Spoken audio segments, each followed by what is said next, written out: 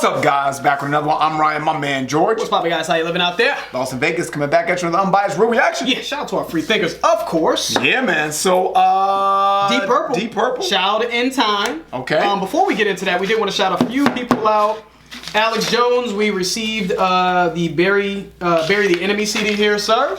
Appreciate the letter, man. Appreciate the kind words. You know, Alex Jones from Janesville, Wisconsin. Thank you, sir. Yeah, man. That. Thank you for the letter and the CD. We'll be checking that out. Yep, and we got Big Mike here, Big Mike Wallace from the Beach Cruisers. That's his name of his band out of Cali, and he sent us his CD, so we wanted to shout him out as well. Yeah, check out the Beach Cruisers, guys. Beach Cruisers. Let us know how they are as well. Yeah, we're gonna tweet us. You know what I mean? Man. You guys will probably get to it before we are able to get to it because we do so many videos and we're very, very busy. But we will listen to all these at some point, guys. Yes, sir. But we want to get some feedback from you guys as well. So let us know how that is. And also we got Oxyplagats. I could be completely butchering this.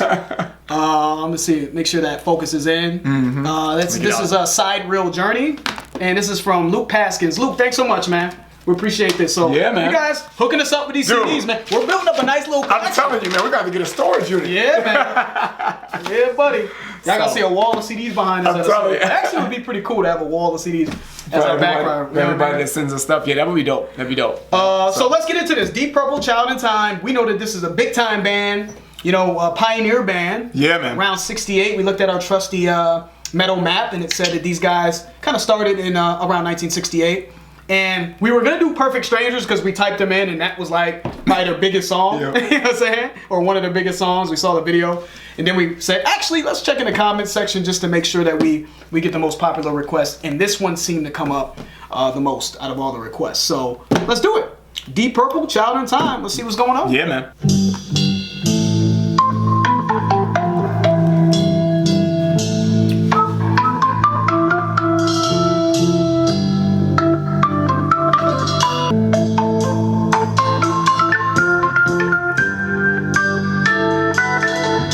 So, what is that, man? Is that, what's the instrument where it has a little, almost like the drumming things with the cotton on the end? Oh, a xylophone? Is that a xylophone you think it is? That's what it sounds like to me. It sounds like it could be the keys, maybe a synthesizer. Yeah. I mean, it could be, yeah, but that's a good guess. You know what I mean? Let us know what that instrument is right here. Sounds that's cool. Building sort of the atmosphere. Yeah, I haven't heard that in a while, so it's a treat to hear that. Yeah, you know, it's refreshing. It has sort of like a psychedelic feel to me. You know what I mean? So I can tell that this is part of that period, that sort of psychedelic, getting into the '70s type of sound. You're gonna be talking about me when I say cotton balls on the end of the damn drumstick.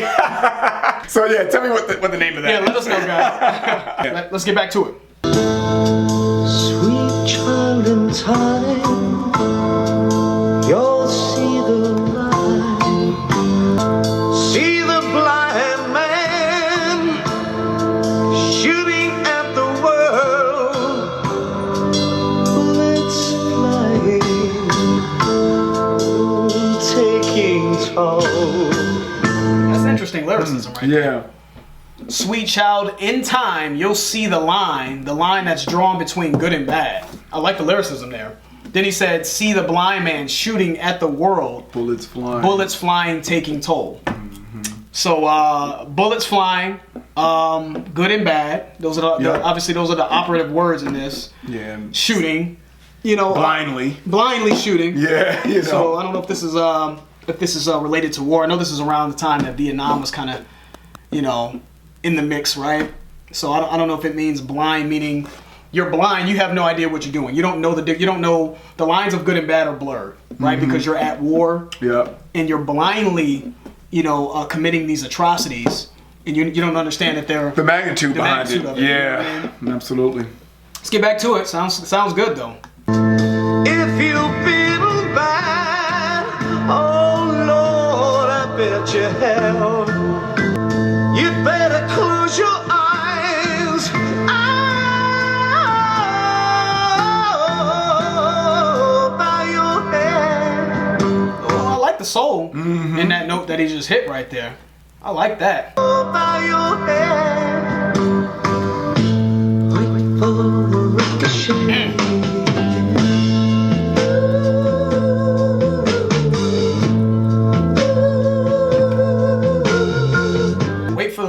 Yeah, this almost sounds like mourning a little bit, right? yeah. You know, because especially when you say wait for the ricochet, because you could still be killed. That's right. By other things, you know. Nice string. Yeah, man. And this bridge, this melodic kind of breakdown, man, it's almost sounds like you're like something that you would listen to if you were mourning. Like if something happened to a loved one or something like that. It's real calm and smooth and really low key, but very disturbing too. Like sad. You know, sadness is what kind of comes across to me so far. Yeah. Anyway. These are children of war, right? Child in time. A lot of men that were sent over to Vietnam were children. And you know not what you do. It's like you're talking to a child, like you have no idea what you're doing. You don't know again these atrocities that you're committing. Yep. And you've been bad. Oh Lord, I bet you have.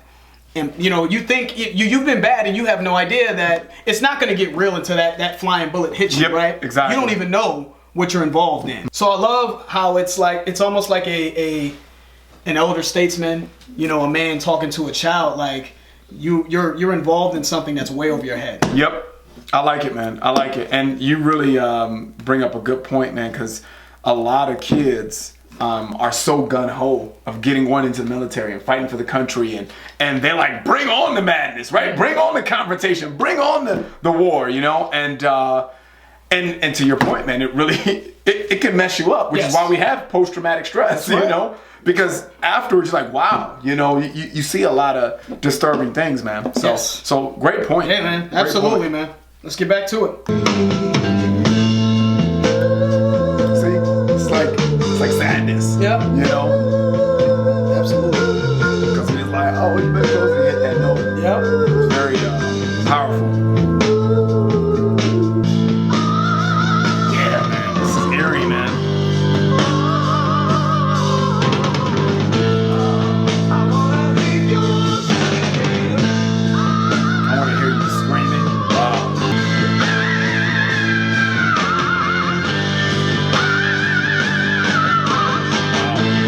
Singing. Yeah, who's doing those screaming vocals? You know what I mean? I actually think it sounds good. Like Ryan's been saying, me and Ryan have been kind of talking as we're listening to this, and it does have an eerie, mournful, morning feel, and that screaming really adds to the eeriness. Yeah, you know what I mean? It does. Who's let us know in the comments who's singing that portion of the vocals.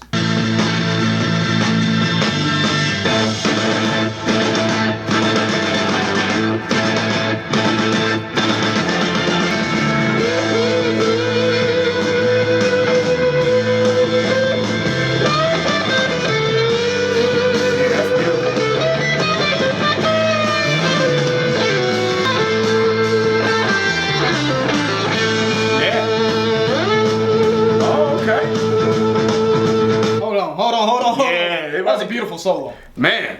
This song is beautiful in general. From the start to right now, it sounds like it's about to make a transition into a little bit faster pace. But dude, this is beautiful. Great song. Beautiful so far, man. Almost bring a tear to your eye. It's beautiful, man. It really is. Seriously. Very good writing. I thought the vocals are great vocals to me. I think the vocals are great. I love how they built this song.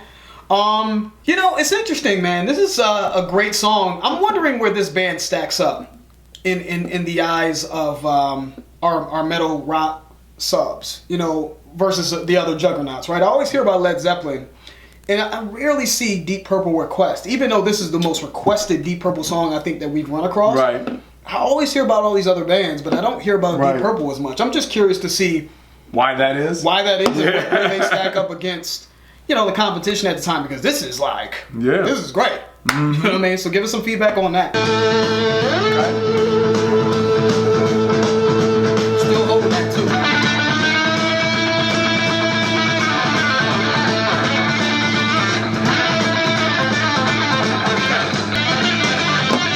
Yeah. Okay.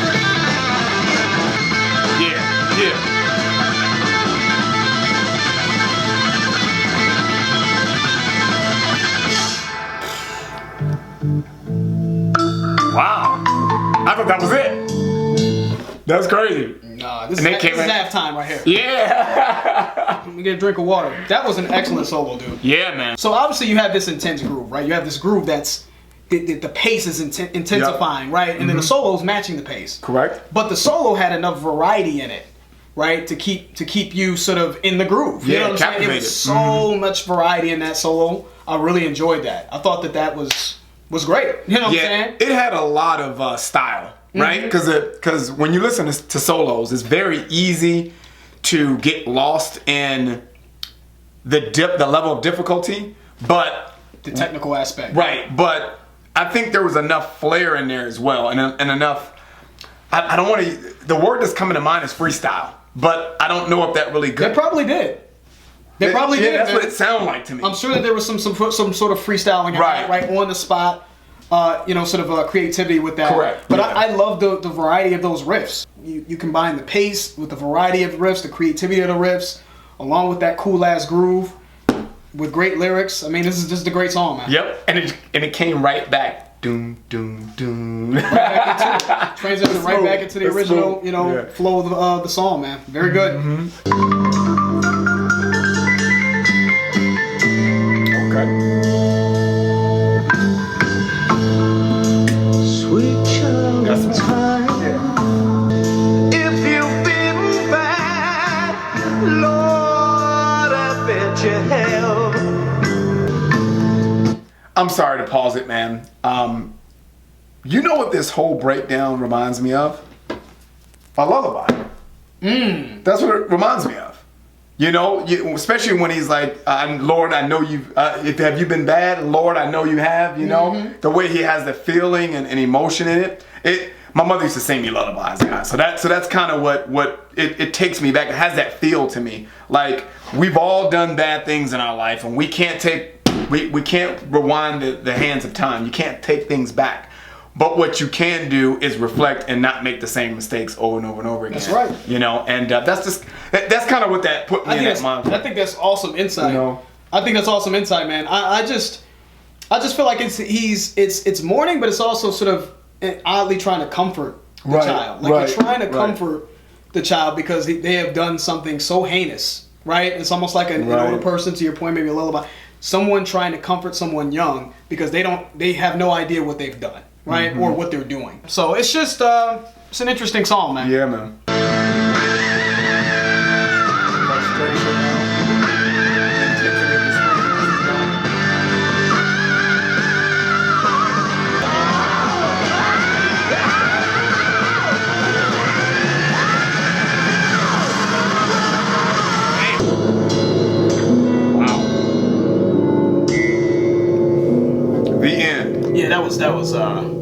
That was just epic. Yeah. Epic.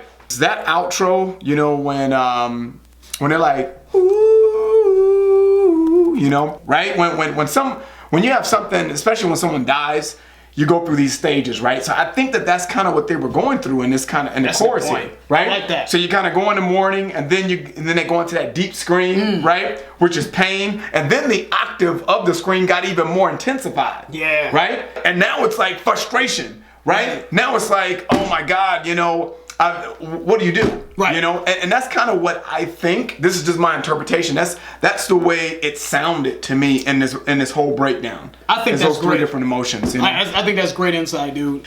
Yeah, man. I think from the outside looking in, from someone who's not a child of war, you know what I mean? From people who have a broader understanding of what war really is, I think that people would have those feelings, right? Those thoughts, the sadness, the frustration, the anger, all of that stuff, because they truly understand the broad spectrum of what it is to go to war. That's true. Yeah. And even at the end here, when it says, "Oh God, no, they're gonna shoot me," this is a child who doesn't know what's the shit that he's in. Exactly. Like, oh wait, people are actually dying. Yep. I had no idea what I was getting into. It just got real. Right. Shit got real.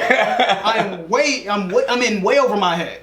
Honestly, man, this song I thought was brilliantly done. I thought I thought the vocals were really good. Man, that was.